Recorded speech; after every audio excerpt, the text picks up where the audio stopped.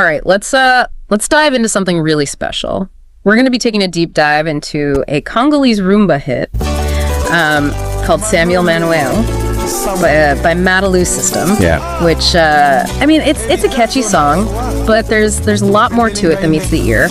So we're going to be basing this deep dive on a YouTube video from Daateku channel, which really breaks down the meaning and the context of the song. Sure. And we're going to have some fun with this one. But I think you'll be surprised at just how much depth there is to uncover here.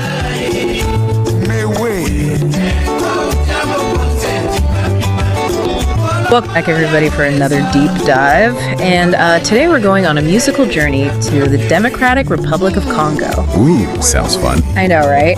We're going to be checking out Samuele Manuele by Madilu System. Okay. It's a Congolese rumba classic. Gotcha. And it's one of those songs that blends infectious rhythms with some pretty sharp social commentary. Yeah, Madilu System was a really interesting guy. His real name was Jean de Dieu Bielu Maquis. Wow. But yeah, he was way more than just a talented musician. I mean, he was really a keen observer of Congolese society. Yeah. And he rose to fame in the 1990s after the legendary band TPOK Jazz disbanded. Yeah. And he kind of carried that torch of socially conscious music. Yeah.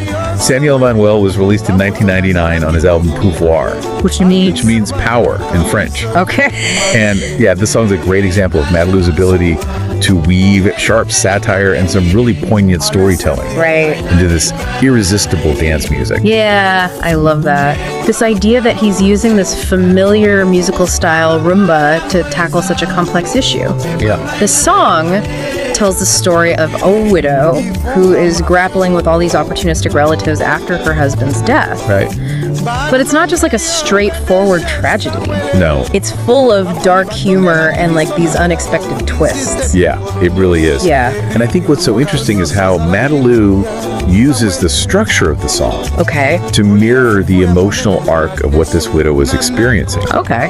So it starts off with this sense of overwhelming responsibility as she's singing about inheriting not only her husband's possessions, but also the burden of caring for their children alone. And the lyrics paint such a vivid picture of their life together, too. Like, they started from humble beginnings, they worked hard, they achieved some level of success. Right. Samuele even becomes like a director general or something. And that's actually a really crucial detail. Oh, really? Because it speaks to the social mobility that was possible in Congolese society at that time. But it also sets the stage for the conflict that comes later. Oh. Because when you have somebody rising through the ranks like that, it can attract attention. Yeah. Both good and bad. Right, right. And in this case, it seems like Samuel's success brought on a whole bunch of opportunistic relatives. And boy, does Madilu let loose on these relatives. Oh, he does? He describes them feasting on, like, big fufu and beans when times were good. Right. But their true colors come out after Samuel's death. Exactly. And, you know, that mention of fufu is also really significant. Okay, tell me more. For those who don't know, fufu is this starchy staple food. Okay. It's in a lot of African cuisines. Gotcha. And it's often associated with like communal meals and gatherings. Okay. So when Madilu's describing these relatives like just gorging themselves on fufu, he's not just talking about food. Right. He's highlighting their sense of entitlement. Oh, wow. And the expectation to be included in Samuel's newfound prosperity. Wow. So it's not just about sharing meals anymore. Once Samuel is gone, these relatives kind of turn into something else. They do. Just grabbing whatever they can get their hands on. Yeah. It's almost comical how brazen they are. Yeah, you're right. It is really funny. Like, one relative mistakes a computer monitor for a TV. I know. And then there's an aunt with tattoos who makes off with their vehicle. Right. And even Samuel's jackets are considered fair game. It's crazy. Yeah, it's played for laughs, but there's this underlying sadness to it, too. Absolutely. You know, it speaks to the vulnerability of the widow who's suddenly left to fend for herself and her kids in this predatory environment. And even the neighbor's dog with its rotten teeth becomes a threat. What's going on with that imagery? That's good. Is it meant to be taken literally, or is there a deeper meaning there? I think it's this brilliant use of symbolism. Okay. That dog, I think, represents the hostility and danger that this woman is facing. Yeah. It's like the whole world's turned against her. It's not just about the stuff being taken away. It's about the loss of security. Yeah. This feeling of being surrounded by threats. And the widow's desperation is palpable. Yeah. There's that line where she wishes she could bury her husband inside the house just to scare these relatives away. Right. It's darkly humorous, but also heartbreaking. And it really underscores that powerlessness that she's feeling. Yeah. She's up against not just greedy relatives, but also societal norms that may not offer her much protection. Right. And this leads her to utter this line, "If I were Jesus the Messiah, I could have resurrected you." Wow. It's powerful. Yeah. A testament to her loss and isolation. And this is where Madilu's social critique kicks in. Yeah. It's not just telling a story. No. It's about exposing this very real social problem, this exploitation of widows. Absolutely. He shifts from storytelling to direct address at this point. Okay. Imploring listeners to show compassion for widows and orphans. And even calls upon the government to intervene and protect these families. And he doesn't stop there. No, he doesn't. He links this exploitation to the growing number of street children. Yes. Highlighting the devastating social consequences of these inheritance disputes. Right, and he doesn't shy away from pointing fingers either. Labels Samuel's relatives as arrogant, uneducated, and corrupt. He's using this satire to expose their hypocrisy. Yeah. His musical mentor, Franco Luambo, who led TPOK Jazz, was one for this kind of pointed social commentary. Right. And Madilu definitely carries that torch here.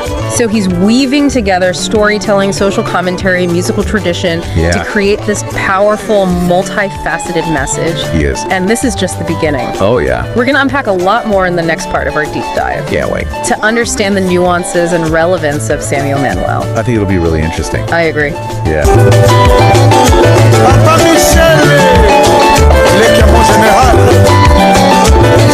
You know, it's remarkable how a song from 1999 still resonates with us today. It really is. The issues that Madilu raises. Inheritance disputes, vulnerable widows, exploitation by family members. Yeah. It's sadly still relevant in many parts of the world. Yeah, it really is a reminder that certain human behaviors, especially when it comes to like power and money, they just seem to transcend time and place. It's true. Like this story could easily be told in any setting with different characters. Absolutely. And it would still have the same emotional impact. Samuele Manuele is, in a way, like a modern day folk tale. Okay. You know, it uses rumba music to deliver this timeless message about greed, betrayal, the struggle for justice. And what makes it so effective is how Madilu uses humor as this tool for social commentary. Right. It's not just like a somber lament. Right. It's like full of witty observations and satirical jabs that make you laugh even as you're like shaking your head, the injustice of it all. That humor is key. Yeah. It's what makes it so memorable. Totally. So impactful. Like, for example, the image of the uncle mistaking that computer monitor for a TV. It's hilarious on the surface. It is. But it also reveals a deeper truth about these relatives. Right. Like, their ignorance makes their greed even more absurd. Yeah. They're so focused on, like, getting all this stuff that they don't even recognize what they're taking. That's exactly it. Yeah. It's not just about the money.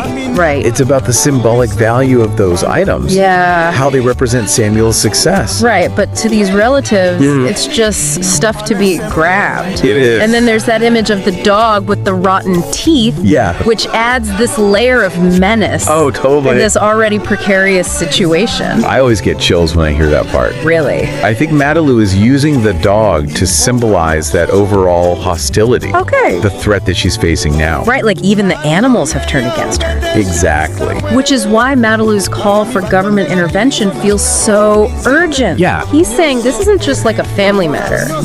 This is a societal issue.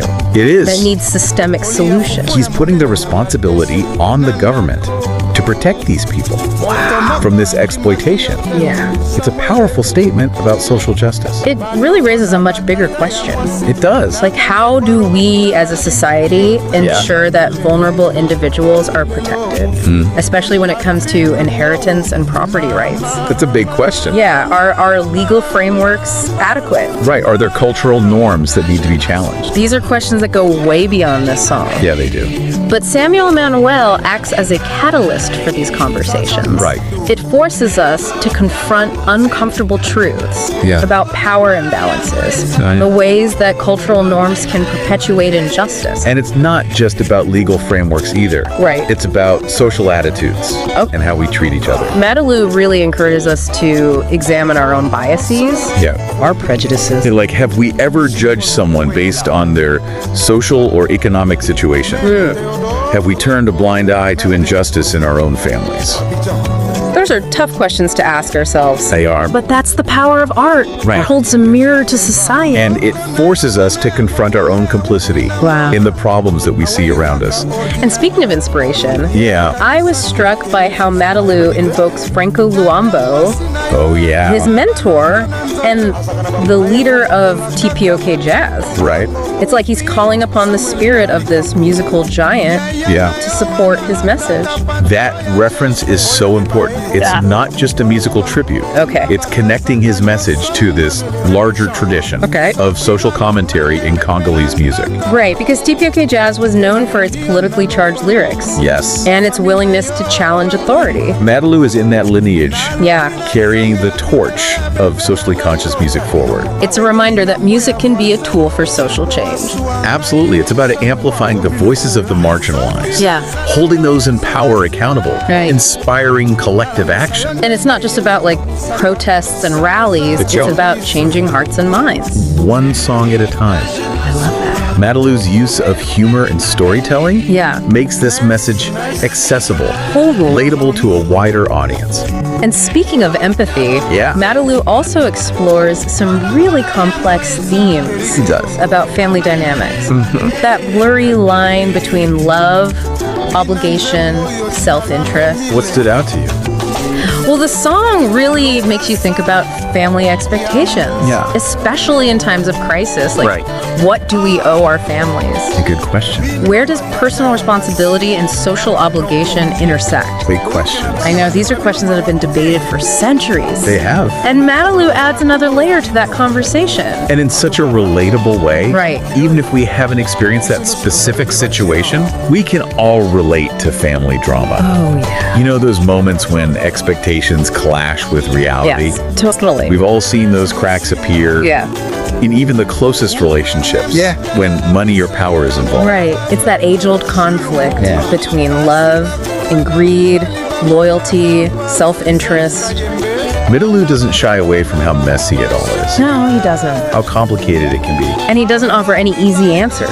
Well, He's not preaching a sermon or giving us a step-by-step guide. He's just presenting the situation with all of its complexities and contradictions. And inviting us to think about it, feel it, maybe recognize ourselves. That lack of judgment is what makes it so compelling. I agree. It's not a morality tale with clear heroes and villains. It's nuanced. Yeah, it's an exploration of human behavior. With all the flaws. And vulnerabilities. Right, and it's a reminder that we're all capable of kindness. And selfishness. Right. And sometimes the line is blurry. It's also a reminder of the importance of empathy. Yes. You know, Madilu challenges us to see the world from the widow's perspective, feel her pain, her fear. To step outside of our own experience and try to understand. And that act of empathy is so crucial for building a better world. Absolutely, a more just and compassionate society. Which brings us back to the music itself. Okay. How does Madilu use these musical elements of rumba to heighten the impact of his story? It's a good question. And his social critique. Well, rumba is known for its rhythms and getting people moving. It's associated with joy and celebration. Okay. But Madilu uses those same elements to tell this story that's both humorous and heartbreaking. It's like he's using these familiar sounds of rumba to sneak in a message that might not be so easily digested if it were presented in a different way. Right. People might be more receptive if it's a catchy tune.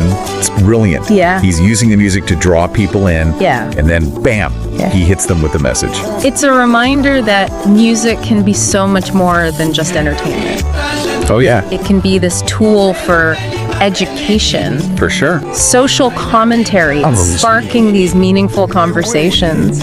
What techniques do you think he uses? Well, one thing that stands out is his use of call and response. Oh, yeah. Which is common in African music.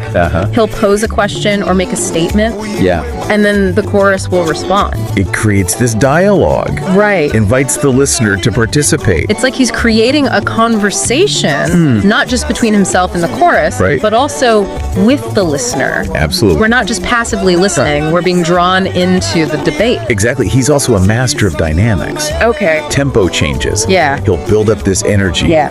Fast-paced, upbeat. Then suddenly, boom, slower, more contemplative. It creates this sense of drama and depth. Yeah. Emotional depth. Those tempo shifts mirror the story's emotion. It's like we're riding the waves of her experience. Right. Feeling all her joy, her sorrow. All of it. Her anger, her hope. It's immersive. It really is. It's all tied together by those rumba rhythms. Yeah. Those beats and melodies that get stuck in your head. So we have this interplay between traditional music, storytelling, and social commentary. What other layers do we need to peel back? Well, I think it's important to consider the historical context. Okay. Madilu was writing during a time of upheaval. Yeah. The DRC was transitioning to a multi-party democracy. Right. There were a lot of competing interests. This context definitely informs the song. Yeah. The themes of corruption, greed, exploitation. It's a reminder that art doesn't exist in a vacuum. No, it doesn't. It's always a product of its time. And its place. And it reflects the social political realities. Understanding that context helps us appreciate the song. Totally. The nuances and relevance.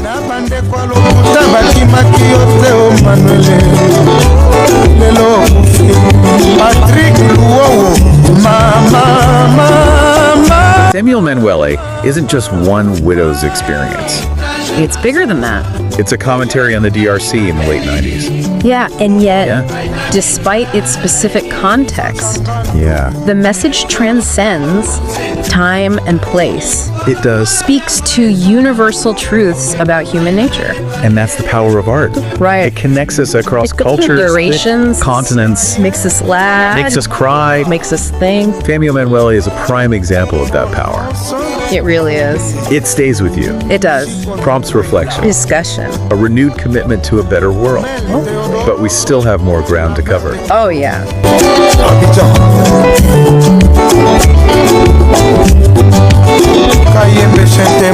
Let's delve deeper into Madilu's legacy and the song's lasting impact. Sounds good. In the final part of our deep dive. Looking forward to it. Man, we have really unpacked a lot with Samuele Manuele. You have. From the witty satire to the poignant social commentary. It's quite a song. What really strikes me is how Madilu manages to be both entertaining and thought-provoking. Yes. He's not hitting you over the head with this message. Right. He's weaving it into the music, the storytelling, the humor. It's amazing. It really shows his skill as a songwriter. Yeah. And his understanding of the power of music. Rumba's all about connection. Yeah. Community, shared experience. Madilu uses that to his advantage. He does. Drawing you into the story. Yeah, making you feel everything. You mentioned earlier how this song connects to that larger tradition of social commentary in Congolese music. Right. Could you talk about that a bit more? Yeah, sure. Congolese music has this long history of reflecting the social and political realities of the country. So Madilu is part of this lineage. Right. But what makes him unique? Well, his ability to blend that critique with humor and wit. Okay. He's not afraid to point fingers. Yeah.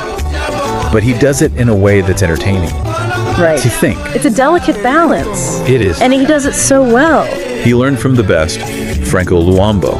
Right. But he has his own voice. Yeah. He takes those traditional elements of rumba and infuses them with his own style. His lyrics are so rich. They are. He's a master of wordplay. He uses those double entendres to convey multiple meanings. Exactly, and he captures those nuances of everyday speech. Right. The way people really talk. It's like we're eavesdropping on this conversation. Yeah. Being pulled into the drama. But even with that specificity, the story has this universal appeal. It does. It reminds us that greed and betrayal, those struggles for justice, they're timeless. They're cross-cultural. Exactly. That's why it's still relevant today. It speaks to those human experiences that we can all relate to. No matter where we come from. Exactly. And it's not just the lyrics. It's the music, too. The way those rhythms drive the story. Yeah. The melodies evoke those emotions. It's all part of what makes it impactful. Those rumba rhythms? They're deceptive. They are. They make you want to dance. Yeah.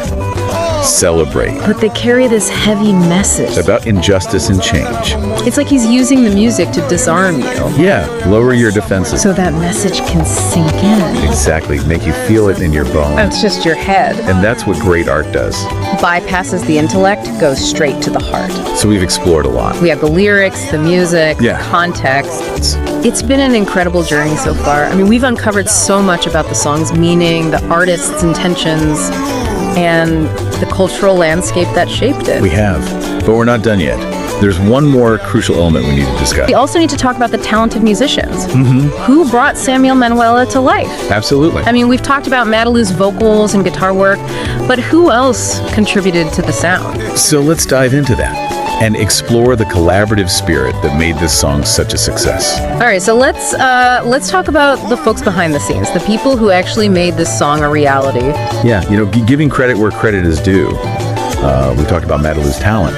But like you said, there's this whole network of people, producers, promoters, distributors, who play a really crucial role in a song's success. Yeah, and in the case of Samuele Manuele, let's not forget the musicians themselves, the people who actually brought this song to life. Right. I mean, we've talked about Madilu's vocals and guitar work, but who else was in the studio with him? We have Naibomo Mwandito, a renowned musician in his own right. He arranged the music alongside Madilu, and he also lent his voice to the backing vocals, adding another layer of richness to the sound. Oh, cool. Yeah, and speaking of backing vocals, they play such an important role in Congolese rumba, creating those lush harmonies and call and response patterns. Yeah, they really add a lot of texture and depth. They do.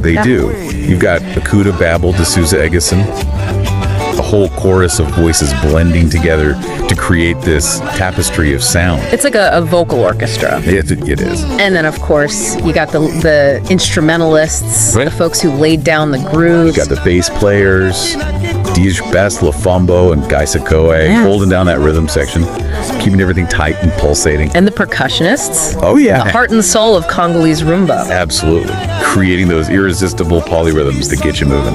It's incredible to think about all those individual contributions that came together to create Samuele Manuele. Yeah, it's a true testament to the power of collaboration and the magic that can happen when talented people come together with a shared vision. Yeah, I think that's one of the things that makes this song so special. It's not just a showcase for Madilu's talent, it's a celebration of Congolese music as a whole. Yeah, it is. It really is. So as you listen to Samuele Manuele, remember that you're not just hearing one person's voice, you're experiencing the culmination of this rich musical tradition. Right. And the collective effort of all these talented individuals. And we hope this deep dive has given you a new appreciation for the depth and the complexity of Congolese rumba. It's certainly opened my ears to a whole new world of music. There's so much to discover. And who knows, maybe this deep dive will inspire you to seek out more Congolese artists and explore this vibrant musical landscape. I think it will. Well, that's it for our deep dive into Samuele Manuele. We hope you enjoyed this journey to the heart of Congolese rumba. Yeah, thanks for listening. Remember, music has the power to tell stories, spark conversations, and connect us across cultures. So keep listening, keep exploring, and keep discovering the magic of music. Yeah. What's the takeaway for our listeners? I think the biggest takeaway is that music can be this powerful tool. Yeah, for social commentary. Raising awareness. Inspiring change. Madilu showed us that you can entertain and educate. At the same time. Make people think critically about the world. While moving their feet. It's not about passive listening, though. No, it's about engaging. Asking questions. Digging deeper. Connecting it to our own experiences. Have you ever seen similar situations? How do cultural norms contribute to these problems?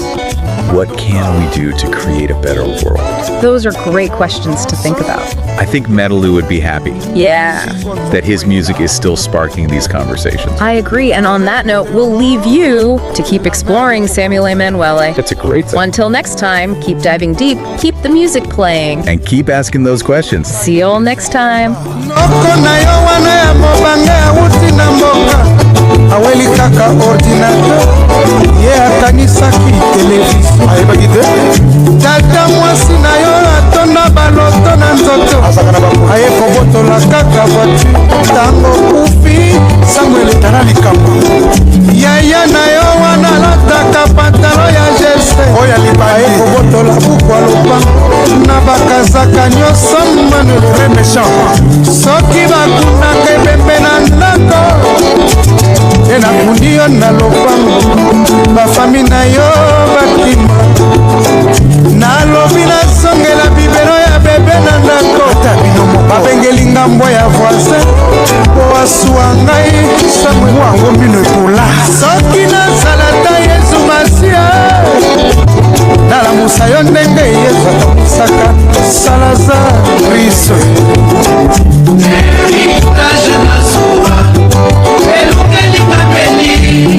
Nes Antoni